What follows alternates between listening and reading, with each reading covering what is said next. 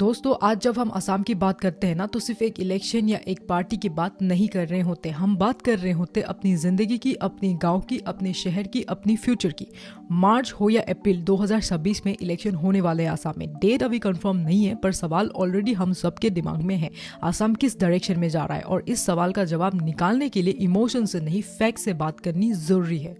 थोड़ा पीछे चलते हैं। आसाम में अगर आप याद करोगे तो लंबे समय तक कांग्रेस की सरकार रही। उनके टाइम पर कुछ काम हुए, इसको डिनाई करना गलत होगा। रोड्स भी बनी, बेसिक एडमिनिस्ट्रेशन चला, लेकिन एक कॉमन कंप्लेन जो लोग बोलते थे वो ये थी कि डेवलपमेंट का पेस स्लो था।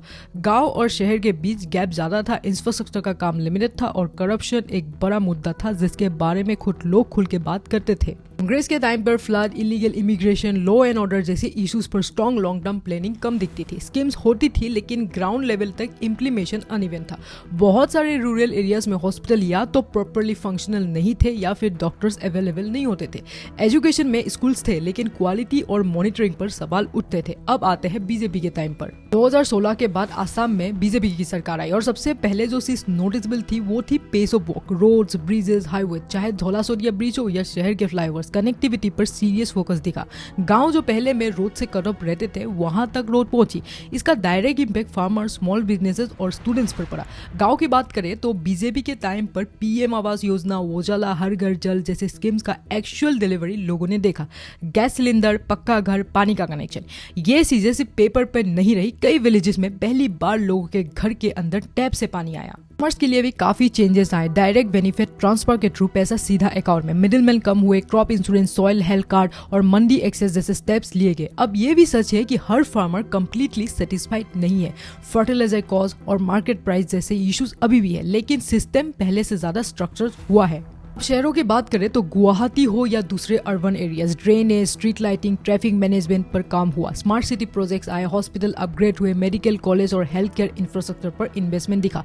कोविड के टाइम पर हेल्थ सिस्टम पर प्रेशर आया, लेकिन oxygen plan, hospital beds, vaccination drive, ये सब एजुकेशन का एग्जाम्पल थे। एजुकेशन सेक्टर में भी चेंजेस आए। New medical colleges, engineering colleges, universities establish हुई।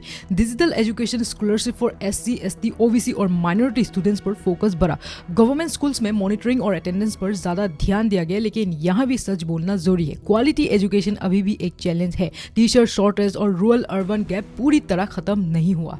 अब बात करते हैं गवर्नमेंट एम्प्लॉयज की, क्योंकि ये एक सेंसिटिव और इम्पोर्टेंट ग्रुप है। बीजेपी के टाइम पर अगर आप देखोगे तो timely salary, payment, digital system, promotion process में ट्रांसपेरेंसी का एफर्ट हुआ, लेकिन एम्प्लॉयज की इश्यूज भी है। वर्कलोड बड़ा है, कुछ डिपार्टमेंट में स्टाफ शॉर्टेज है, और पेंशन, DA रिवीजन जैसे मैटर्स पर लोग एक्सपेक्टेशन रखते हैं। मतलब यहाँ भी पिक्चर ब्लैक एंड व्हाइट नहीं है। लॉ एंड ऑर्डर और सिक्योरिटी एक और बड़ा डिफरेंस पॉइंट रहा। Border security, illegal immigration, NRC process, चाहे कॉन्ट्रोवर्शियल हो पर इश्यू को एड्रेस तो किया गया। कांग्रेस के टाइम पर यह टॉपिक ज्यादातर अवॉइड होता था। बीजेपी ने इसे ओपनली डिस्कस और एक्ट किया। इसका सपोर्ट भी मिला, क्रिटिसिज्म भी, दोनों साइड एग्जिस्ट करती है। अब अगर कंपैरिजन करें तो कांग्रेस का मॉडल ज्यादा ट्रेडिशनल गवर्नेंस का था, slow, centralised, less aggressive. BJP का मॉडल ज्यादा एग्जीक्यूशन ड्रिवन, फास्ट और सेंट्रलाइज्ड डिसीजन मेकिंग का रहा। कोई भी परफेक्ट नहीं होता, पर यह जरूरी है कि पब्लिक को विजिबल चेंज दिखा। अब सवाल यह आता है कि सब कुछ हो गया? बिल्कुल नहीं। Unemployment, price rise, education quality, health care accessibility, ये सब अभी भी चैलेंजेस है। डेवलपमेंट सिर्फ बिल्डिंग और रोड से कंप्लीट नहीं होता, ह्यूमन डेवलपमेंट इक्वली जरूरी है। जो गवर्नमेंट ये मान के चलती है कि सब हो गया, वो फ्यूचर में प्रॉब्लम फेस करती है, और जो गवर्नमेंट फीडबैक सुनती है, क्रिटिसिज्म एक्सेप्ट करती है और ग्राउंड रियलिटी के हिसाब से पॉलिसीज अपडेट करती रहती है, वही लॉन्ग टर्म में स्ट्रांग होती है। देखो, इसीलिए आज जरूरी ये नहीं है कि हम सिर्फ नाम देखें या सिर्फ प्रोमिसेस सुने। जरूरी ये है कि हम देखें किस पीरियड में काम हुआ, किस स्पीड से हुआ और किस इंटेंशन के साथ हुआ।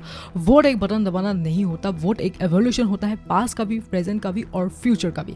और शायद जब हम ये एवोल्यूशन ऑनेस्टली करते हैं, बिना किसी प्रेशर के, बिना किसी इन्फ्लुएंस के, तब डिसीजन खुद ब खुद क्लियर हो जाता है। बात सिर्फ इतनी है, वोट देते वक्त ये मत देखिए कौन ज्यादा बोल रहा है, ये देखिए कौन ज्यादा काम करता दिख रहा है। जो सरकार गांव तक रोड लेके गई, जो सरकार हॉस्पिटल और कॉलेजेस सिर्फ अनाउंस नहीं करके ग्राउंड पर लाई, और जो सरकार स्कीम्स का पैसा सीधा लोगों के अकाउंट तक पहुंचाने की कोशिश करती रही, जो सरकार मुश्किल फैसले लेने से नहीं डरती, चाहे उस पर सवाल ही क्यों ना उठ जाए।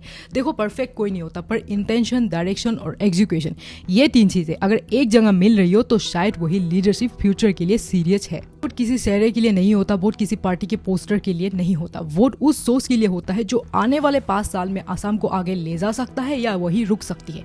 डिसीजन आपका है, बटन आप दबाने वाले हो, पर सवाल ये है क्या आपने काम देखा है या सिर्फ वादे सुने हैं। मैं बस इतना ही कहना चाहती हूँ, हर सच की तरह मैं तब भी बोलूंगी जब सच अनकंफर्टेबल होगा।